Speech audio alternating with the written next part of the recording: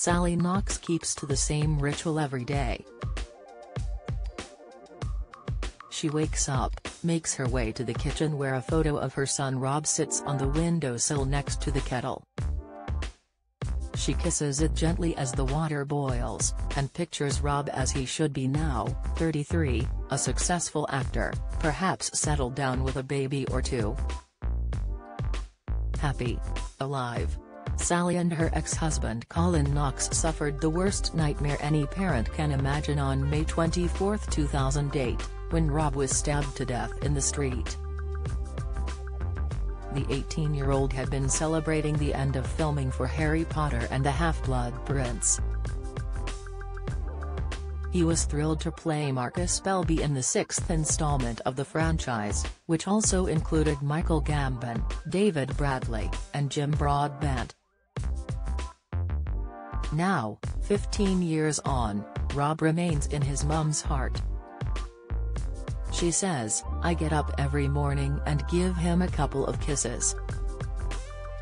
The awful feelings and wanting to cry all the time does get less, although it never goes away." The night of the killing still looms large for Sally.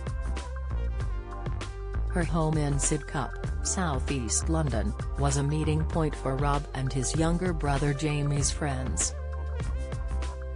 A group of mates were round getting ready for the night out Rob had organised at the Metro Bar in Sidcup. Sally says, "There was a lot of excitement in the house. They were planning their first lads' trip to Zante, Greece, in 2 weeks and having a drink in the kitchen."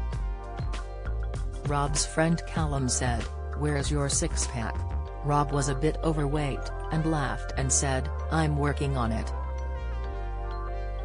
Then Callum said he was going to buy Rob one of those tie-on aprons with the six-pack on it. We all laughed. That's the last conversation we had. They left for the pub at 7:30 p.m. and he shouted goodbye. I called out to Jamie to be back by midnight as he was only 17.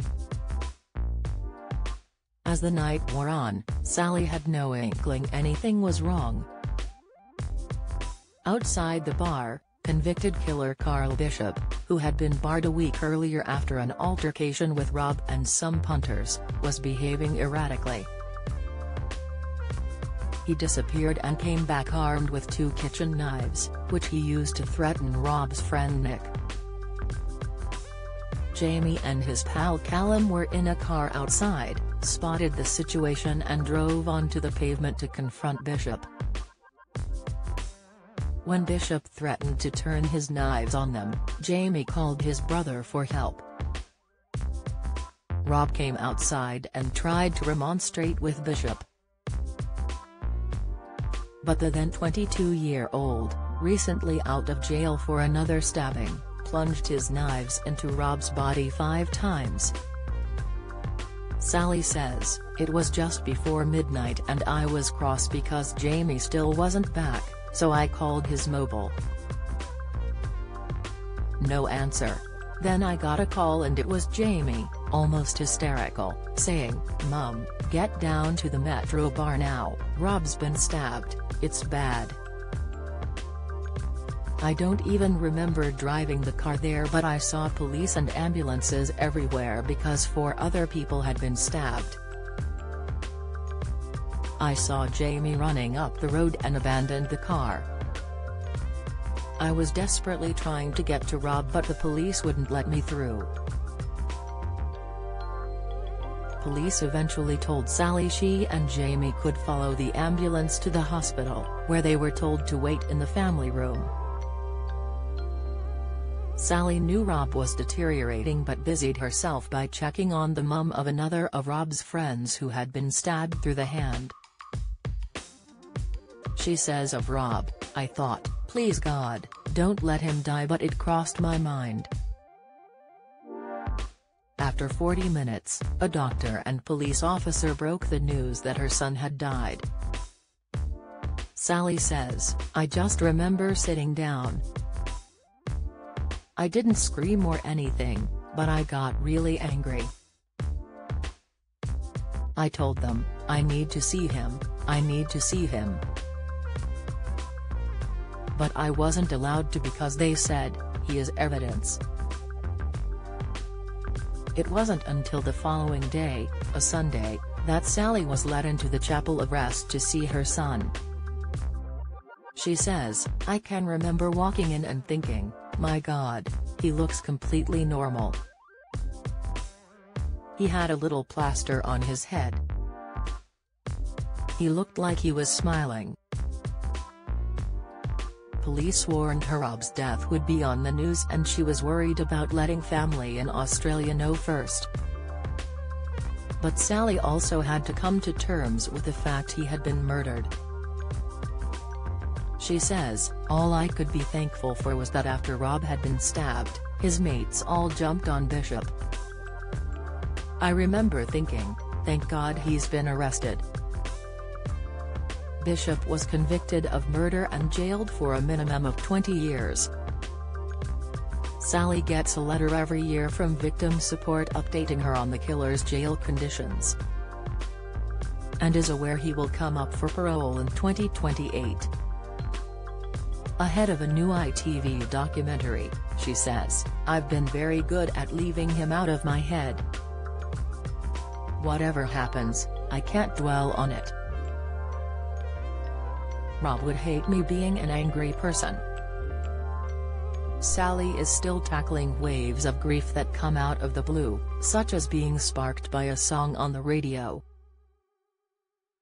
Rob had loved American Boy by Estelle and Kanye West, which was played at his funeral.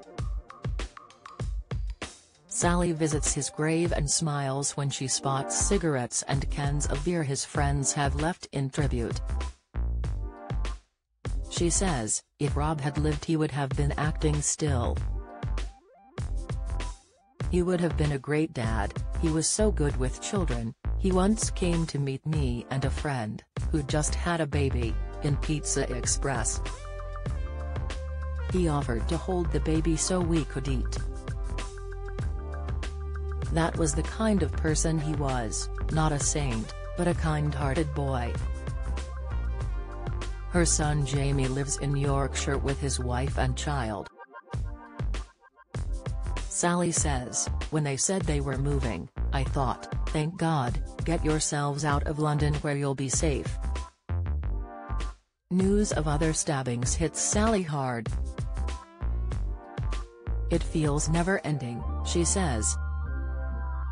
She and Colin set up the Rob Knox Foundation, which supports youths and educates them about the dangers of carrying knives for protection.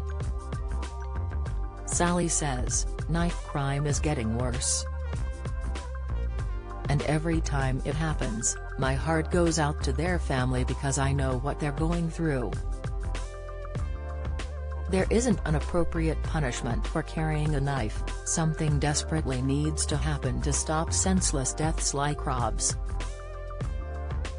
Film is tribute to pal who brought such joy, says documentary director and Rob's pal Aaron Truss. He said, Rob and I grew up around the corner from each other, but we didn't become close friends until we went to theater school. He was really adventurous, he was outgoing and he'd always make us laugh. He had this sense of calmness and seemed bulletproof to me. It was all the more shocking when he was killed. A reality check. I hope people will see Rob the real guy, not just the Harry Potter star, because there's a bit of Rob in all of us. He's been robbed of his entire adult life. I'd much prefer him bringing joy to the world, rather than being a beacon of warning. Kay Knox, The Rob Knox Story is on ITVX from today.